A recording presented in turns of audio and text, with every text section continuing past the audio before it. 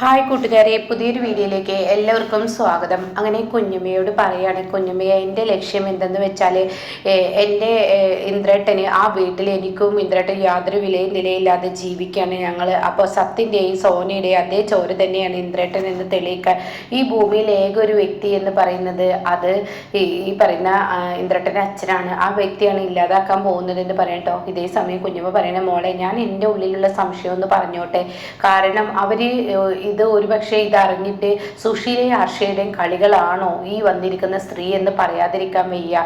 കാരണം അവരിത് അറിഞ്ഞതുമില്ല എന്തൊക്കെ പ്ലാനും പദ്ധതികളും നടത്തുന്നുണ്ട്. അപ്പൊ അതിലൊരാളാണോ ഈ പറയുന്നത് എന്ന് പറയുമ്പോൾ എൻ്റെ ഉള്ളിൽ ആ സംശയം ഇല്ലാതില്ല എന്ന അനുഭവം പറയാൻ കേട്ടോ. ഇതേ സമയം എന്താ ഇന്ദ്രൻ ഇത്ര എത്തിരി എന്ന് കുഞ്ഞമ്മ ചോദിക്കുന്നുണ്ട്.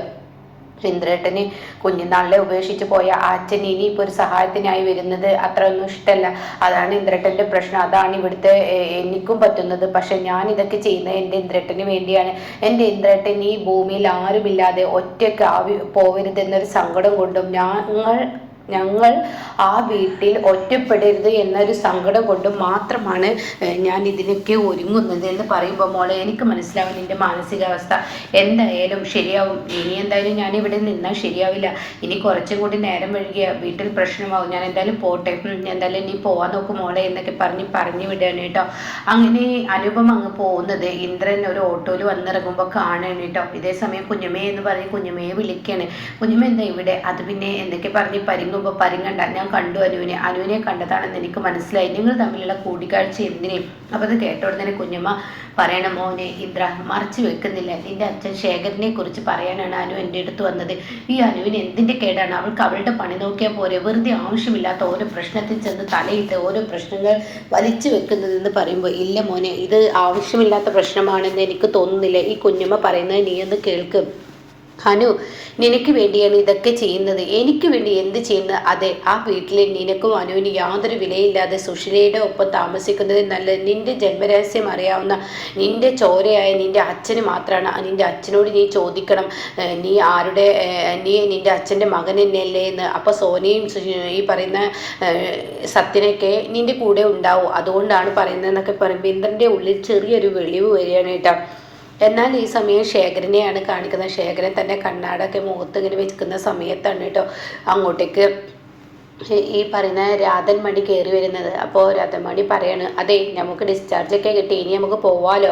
അപ്പോൾ അത് കേൾക്കുമ്പോഴും ശേഖരൻ ഒന്നും മിണ്ടില്ല കേട്ടോ. ശേഖരനോട് വിരൽ ചൂണ്ടിയിട്ട് പറയാണ്, പോകുന്ന വഴിക്ക് പോലീസ് സ്റ്റേഷനിൽ കയറാനുണ്ട്, ഞാൻ നിങ്ങളുടെ ഭാര്യ ആണ്, അങ്ങനെ തന്നെ ആയിരിക്കണം, വേറെ ആരും ഇതിൽ ഇനിയിപ്പോൾ തലയിട്ടാൽ അങ്ങനെ അല്ലെന്നുള്ള സംശയം നിങ്ങളിൽ നിന്നും ഉണ്ടാവാൻ പാടില്ല. അതുകൊണ്ട് പോലീസ് സ്റ്റേഷനിൽ പോകുമ്പോൾ യാതൊരു തെറ്റുകുറ്റങ്ങളും ഇല്ലാതെ മര്യാദക്ക് നിങ്ങൾ മൊഴി കൊടുത്തോണ്ട്, അതല്ലെങ്കിൽ ഈ രാധൻമണിയുടെ സ്വഭാവം നിങ്ങൾ ശരിക്കും അറിയുന്നൊക്കെ ഇങ്ങനെ പറയുന്നു കേട്ടോ. അപ്പോൾ ഈ സമയം ഒന്നും മിണ്ടാനില്ല, നിങ്ങളെ ഞാൻ കൊല്ലും, അത് ഉറപ്പുള്ള കാര്യമാണ്, മര്യാദക്ക് ഞാൻ പറയുന്നതിനനുസരിച്ച് ബാക്കിയുള്ള കാര്യങ്ങൾ മുന്നോട്ട് നീക്കിക്കോളൂ എന്നിങ്ങനെ ശേഖരനോട് പറയുമ്പോൾ ശേഖരൻ ഒരു അക്ഷരം മിണ്ടാതെ അത് തലകുനിക്കേണ്ട അവസ്ഥ ശേഖരന് എത്തണം കേട്ടോ.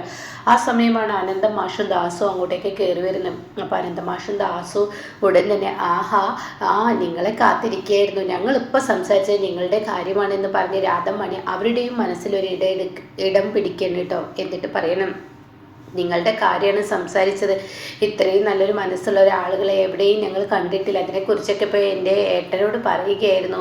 എന്തായാലും ഇയാൾക്ക് ഇയാളുടെ ഭർത്താവിനെയും ഭാര്യയ്ക്ക് അങ്ങനെ രണ്ടും തിരിച്ച് പറയാണ് കേട്ടോ. അപ്പോൾ ഈ സമയം ഇത് പറഞ്ഞ ഉടനെ ശരി, എന്തായാലും നിങ്ങൾ നല്ലതായി ജീവിക്കുക, എന്തായാലും ഇങ്ങനെ ഒരു മനസ്സുള്ളവർ എവിടെയും കണ്ടിട്ടില്ല, എന്തായാലും നിങ്ങൾ കാരണം എനിക്ക് എൻ്റെ ഭർത്താവിനെ തിരിച്ച് കിട്ടിയേക്കുന്ന രാധാമണി പറയാണ്. അപ്പോൾ അത് കേട്ടോന്ന് ശരി ആയിക്കോട്ടെ, എന്തായാലും നിങ്ങൾക്ക് എന്താ ആവശ്യമുണ്ടെങ്കിൽ എപ്പോഴും ഏത് സമയം ഞങ്ങളെ കോൺടാക്ട് ചെയ്യുക എന്നൊക്കെ ഇങ്ങനെ പറയുമ്പോൾ ശരി, എന്താ ശേഖര സന്തോഷമല്ലേ, ഭർത്താവ് എന്തായാലും ഭാര്യയുടെ കൂടെ പോകുമ്പോൾ ആ സന്തോഷം ഉണ്ടാവില്ല, ഇത്രയും കാലത്തിന് ശേഷമുള്ള ആ കണ്ടുമുട്ടല്ലേ എന്നൊക്കെ ഇങ്ങനെ പറയുമ്പോൾ രാധമണി പറയാണ്, ഇനി പോലീസ് സ്റ്റേഷനിലൊന്ന് പോട്ടെ, എന്നാൽ ഞങ്ങൾ വൈകിക്കുന്നില്ല, ഞങ്ങൾ ഇറങ്ങട്ടെ എന്ന് പറയുന്ന സമയത്ത് കാണാം ദാസ് പറയുന്നത് എന്തായാലും നമുക്ക് ഒരുമിച്ച് ഒരു സെൽഫി എടുക്കാമെന്ന്. അത് കേട്ടോട് തന്നെ രാധമണിക്ക് പേടിയാവണം. രാധമണി പറയുന്നത് വേണ്ട വേണ്ട, സെൽഫി ഒന്നും വേണ്ട, നമുക്ക് ഇടയിൽ അതിൻ്റെ ഒരു ആവശ്യമൊന്നുമില്ല, സെൽഫി വേണ്ട, അതുകൊണ്ട് തന്നെ ഇതിങ്ങനെ അങ്ങ് പോയിക്കോട്ടെ. കാരണം എന്താണെന്ന് വെച്ചാൽ ഇനിയിപ്പോൾ ഞങ്ങളുടെ ഫോട്ടോ ഒക്കെ പ്രശ്നമായി കഴിഞ്ഞാൽ മക്കൾ അതിനെ ചൊല്ലി വഴക്കുണ്ടാക്കും, അതുകൊണ്ട് അത് വേണ്ടെന്ന് പറഞ്ഞിട്ട് മനഃപൂർവ്വം ഒഴിവാക്കുകയാണ് കേട്ടോ. പിന്നീട് കാണിക്കുന്നത് സുശീലയെ അർഷയാണ്. അങ്ങനെ സുശീല പറയണേ എന്തായോടി, എനിക്കൊരു സമാധാനവുമില്ല, അവനെ എല്ലാ കാര്യം നല്ല ഭംഗിയായി ചെയ്തിട്ടുണ്ടാവില്ലേ, ഇന്നിപ്പോൾ ഡിസ്ചാർജ് ആയിട്ടുണ്ടാവില്ലേ, ആ അഡ്മിറ്റ് ആക്കിയ ആ ദാസും അതുപോലെ തന്നെ ആ മാഷും അവിടെ എത്തിയിട്ടുണ്ടാവും, അവർക്ക് സംശയം തോന്നിയിട്ടുണ്ടാവും എന്ന് നിർത്താതെ ഇങ്ങനെ സുശീല ചോദിക്കും. ഹർഷ പറയണേ എൻ്റെ ആൻറ്റി അവനെ ഒരു കാര്യം ഏൽപ്പിച്ച് അവനത് ഭംഗി പോലെ തന്നെ ചെയ്യും, അതുകൊണ്ട് ആൻറ്റി ടെൻഷൻ ആവണ്ട, നമുക്ക് അവനെ വിളിക്കാം, ആൻറ്റി ഇങ്ങനെ ടെൻഷൻ ആവാതെ ഞാനിത് വിളിച്ചു നോക്കട്ടെ എന്ന് പറഞ്ഞ് വിളിക്കാൻ കേട്ടോ. അപ്പോഴാണെങ്കിലോ ഇവർ വാർഡിലൂടെ ഇങ്ങനെ നടന്നു വരുന്നൊരു രംഗമാണ്. അപ്പോൾ രാധമണി പറയണേ എനിക്ക് ഫോണുണ്ട്, മര്യാദക്ക് എവിടെ ഇരിക്കുക എന്ന് പറയുന്നത്. ശേഖരൻ കളിപ്പാ പോലെ തന്നെ നിന്ന് കൊടുക്കുകയാണ് കേട്ടോ. അങ്ങനെ ശേഖരൻ ഇവർ പറയുന്നത് കേട്ടിട്ട് അവിടെ ഇരിക്കുകയാണ്. അപ്പോൾ എന്താ വിളിച്ചത് എന്ന് ചോദിക്കുമ്പോൾ എന്തായി കാര്യങ്ങൾ, വന്നവർക്ക് വല്ല സംശയം തോന്നിയോ? ഈ രാധമണിയുടെ അടുത്ത് ഒരു സംശയം ആർക്കും തന്നെ തോന്നില്ല, വന്നവർക്ക് ഒരു സംശയം തോന്നിയിട്ടില്ല, സംശയം തോന്നാത്ത വിധത്തിൽ തന്നെ കാര്യങ്ങൾ കൈകാര്യം ചെയ്തിട്ടുണ്ട് ഞാൻ. എന്തായാലും ഇനി ഡിസ്ചാർജ് ആയി, ഇനി പോലീസ് സ്റ്റേഷനിലോട്ടൊന്ന് പോകണം. അത് കേൾക്കുന്ന സുശീല പറയാം അയ്യോ പോലീസ് സ്റ്റേഷനിലൊന്നും പോകണ്ട. അപ്പം ഹർഷ പറയണത് അത് നല്ലതാണ്, പോലീസ് സ്റ്റേഷനിൽ പോയി വിവരം ഒന്ന് കൊടുക്കുന്നത്, പിന്നെ ആരും സംശയമായി ചെന്ന് കഴിഞ്ഞാൽ തീർച്ചയായും പോലീസ് പിന്നെ പിറകെ കേസുമായി മുന്നോട്ട് പോയില്ല, അതുകൊണ്ട് പേടിക്കാനില്ല എന്ന് പറഞ്ഞ ഉടനെ പറയാണ് അയ്യോ പോകണ്ട എനിക്ക് പേടിയാവുന്നു. അപ്പോൾ ഹർഷ പറയുന്നുണ്ട് ആൻറ്റി നിങ്ങൾ പറയുന്നത് അല്ല, പോലീസ് സ്റ്റേഷനിൽ പോയി ഒപ്പിട്ട് പോകണം, കാരണം പോലീസ് ഇടപെട്ട കേസായതുകൊണ്ട് ഇത് പ്രശ്നമാകുമെന്ന് പറയാൻ കേട്ടോ. അങ്ങനെ ഫോൺ വെച്ച് ഇവർ പോരുകയാണ്. എന്നാൽ ഹർഷയും സുശീലയും തമ്മിൽ സംസാരിക്കണം. ഹർഷ എന്തോ എൻ്റെ ഉള്ളിലൊരു ഭയപ്പാടുണ്ട്, പോലീസിൽ വിവരം അറിയിച്ചില്ലെങ്കിൽ പ്രശ്നമാകുമെന്ന് പറയുമ്പോൾ പോലീസിൽ വിവരം അറിയിച്ചില്ലെങ്കിൽ പ്രശ്നമാകും, അത് ഉറപ്പാണ്. ആൻറ്റി പറയുന്നത് പോലെ പോലീസിനോട് വിവരം പറയാതെ പോയാൽ അവർ ഇതിനെ ചൊല്ലി പോവും, ഇതിൻ്റെ പിറകെ പോവും, അപ്പോൾ രാജമണിയെ പിടിക്കപ്പെടും, അതുകൊണ്ട് പോലീസിൽ നിന്നും കൂടി അവർ രക്ഷപ്പെട്ട് കഴിഞ്ഞാൽ പിന്നീട് അവരുടെ കാര്യം പിന്നീട് ഒന്നുമില്ല, പറയാനില്ല എന്ന് പറയാം കേട്ടോ. അപ്പോൾ ഈ സമയം രാധമണിയോട് ആദ്യം പറയുന്നുണ്ട് ഹർഷ ഇനി എൻ്റെ ഫോൺ നമ്പറിലോട്ട് വിളിക്കരുത്, ഇത് പോലീസുകാർ ശ്രദ്ധിക്കപ്പെടും, അതുകൊണ്ടാണെന്ന് പറയുമ്പോൾ ഉടൻ തന്നെ വിളിക്കില്ല, എനിക്ക് പറഞ്ഞ പണം കിട്ടിയില്ലെങ്കിൽ നിങ്ങൾക്ക് യാതൊരു ബുദ്ധിമുട്ടും ഉണ്ടാവില്ല, അല്ലെങ്കിൽ ഇതാകെ കളി മാറും എന്ന് അവർ പറയുന്നുണ്ട് കേട്ടോ. പിന്നീട് ഹർഷയും സുശീലയും കൂടി ഹോസ്പിറ്റലിലോട്ട് ഓടിയെത്താണ്. അപ്പോൾ സുശീല ചോദിക്കുന്നുണ്ട് എന്തിനാ നീ ഇപ്പോൾ ഹോസ്പിറ്റലിൽ വന്നത്? അതെ ഇവിടെ രാധമണിയല്ല ഡിസ്ചാർജ് ബില്ല് അടച്ചത് എന്നറിയാൻ കഴിഞ്ഞു, അപ്പോൾ ആരാണ് ഇവരുടെ ഡിസ്ചാർജ് ബില്ല് അടച്ചത് എന്ന് എനിക്കറിയണമല്ലോ, അപ്പോൾ അതിനും കൂടിയാണ് വന്നത് എന്ന് പറഞ്ഞിട്ട് അവിടെ ചോദിക്കുകയാണ് കേട്ടോ ഒ.പിയിൽ. അപ്പോൾ ഒ.പിയിൽ ചോദിക്കുമ്പോൾ അവർ പറയാണ് അയ്യോ ഞങ്ങൾക്കറിയില്ല ആരാണെന്നുള്ള പേരൊന്നും ഇവിടെ കൊടുത്തിട്ടില്ല, ബില്ലടച്ചിട്ടുണ്ട്, വേണമെങ്കിൽ അഡ്മിറ്റ് ആക്കിയ പേര് പറയാമെന്ന് പറയാണ്. അപ്പോൾ ദാസിൻ്റെ പേര് പറഞ്ഞു കൊടുക്കുകയാണ് കേട്ടോ. ഒരുപക്ഷെ അവർ തന്നെയായിരിക്കും അടച്ചിട്ടുണ്ടാവുക എന്ന് പറയുമ്പോൾ പാൻറ്റി അതറിയാൻ കഴിഞ്ഞില്ല, അപ്പോൾ അവർ തന്നെയാണ് ഇതൊക്കെ ചെയ്തിട്ടുള്ളത്, എന്നാൽ നമുക്ക് പോവാം, ഇനി പോലീസ് സ്റ്റേഷൻ്റെ കടമ്പ ഒന്ന് തീരട്ടെ എന്നിങ്ങനെ പറയുന്നുണ്ട് കേട്ടോ. പിന്നീട് രാധമണി ശേഖരനും കൂടി പോലീസ് സ്റ്റേഷനിൽ എത്തുന്ന രംഗാണ്. എസ് ഐയോട് ചെന്ന് പറയാണ് കോൺസ്റ്റബിൾ വന്നിട്ടുണ്ടെന്ന്. അങ്ങനെ അവരെ വിളിപ്പിക്കുകയാണ്.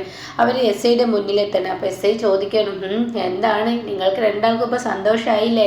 അപ്പോൾ ഉടൻ തന്നെ എനിക്ക് ഭയങ്കര സന്തോഷമായി, 3-4 വർഷങ്ങൾക്ക് ശേഷം എൻ്റെ ഹസ്ബൻഡിനെ തിരിച്ചു കിട്ടിയപ്പോൾ പറയാനില്ല. അല്ല നിങ്ങളുടെ സ്ഥലം എവിടെ? അത് പിന്നെ എന്നൊക്കെ പറഞ്ഞിട്ട് പാറശാല എന്ന് പറയും കേട്ടോ, അത് നമ്മുടെ ഇവിടെയൊക്കെ അടുത്തായിട്ട് വരുമല്ലോ എന്ന് പറയുമ്പോൾ എനിക്കറിയാം എവിടെയാണ് സ്ഥലം എന്ന് എന്നോട് പറയണ്ട എന്ന് എസ് ഐ പറയണം കേട്ടോ. പാറശാല, അപ്പോൾ നിങ്ങളുടെ അവിടുത്തെ അഡ്രസ്സ് എവിടെയെന്ന് ചോദിക്കുന്നുണ്ട്. അതൊക്കെ എഴുതിത്തരാം, എന്നാൽ നിങ്ങൾ ഒപ്പിട്ട് പോയിക്കോ. അല്ല ഈ ശേഖരൻ്റെ മുഖത്തൊരു സന്തോഷമില്ലല്ലോ, ശേഖരൻ എന്താ ഒന്നും മിണ്ടാതെ നിൽക്കുന്നത്, ഇവരുടെ കൂടെ പോകുന്നത് ശേഖരന് സന്തോഷമില്ലേ എന്ന് ചോദിക്കുമ്പോൾ ശേഖരൻ ഇങ്ങനെ നോക്കുക കേട്ടോ. ആ സമയം രാധമണിക്ക് പേടിയാവണം. അപ്പോൾ രാധമണി പറയുന്നത് ഇങ്ങൾക്ക് എന്നോട് നിങ്ങൾക്ക് പിണക്കമാണ്, ഞാൻ ഇങ്ങനെ തമ്മിൽ ഒരു ചെറിയൊരു വഴക്കിലാണ്, 3 വർഷത്തിന് ശേഷം തിരികെ കിട്ടിയതാണ്, ഞങ്ങൾ തമ്മിൽ ചെറിയ പ്രശ്നങ്ങളുണ്ട്.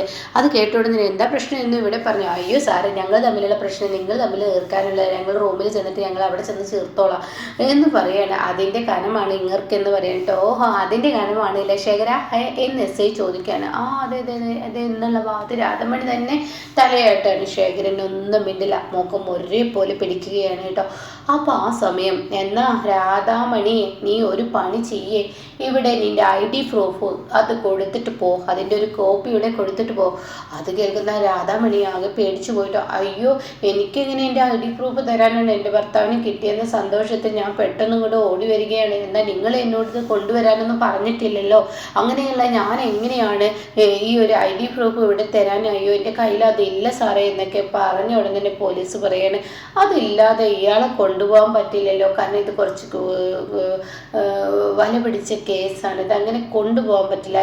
അത് ഉണ്ടെങ്കിൽ മാത്രം നിങ്ങളുടെ പാറശാല താമസിക്കുന്ന സ്ഥലത്തെ അഡ്രസ്സ്, ID പ്രൂഫ് ഇതൊക്കെ വെച്ചിട്ടാണ് ഈ ശേഖരനെ കൊണ്ടുപോകാൻ പറ്റത്തുള്ളൂ. അതെന്താ സാറേ ഇങ്ങനെയൊക്കെ സംസാരിക്കുന്നത്? അതങ്ങനെ സംസാരിക്കാൻ പറ്റത്തുള്ളൂ. ഇനിയിപ്പോൾ നിങ്ങൾക്ക് അത്ര നിർബന്ധമാണെങ്കിൽ ഇത് വെക്കാതെ പോവാൻ പറ്റത്തില്ലല്ലോ. മാത്രമല്ല ഇയാളുടെ പേരിൽ ഒരു കേസും കൂടി എനിക്ക് കിട്ടിയിട്ടുണ്ട്, ഒരു പരാതി എന്നിൽ വന്നിട്ടുണ്ട് എന്ന് പറയുമ്പോൾ രാധാമണി ആകെ പേടിച്ചു പോവാണ് കേട്ടോ. അപ്പോൾ ഇങ്ങനെയൊക്കെയുള്ള ഒരു എപ്പിസോഡാണ് ഇപ്പോൾ ലാസ്റ്റ് വന്നിരിക്കുന്നത്.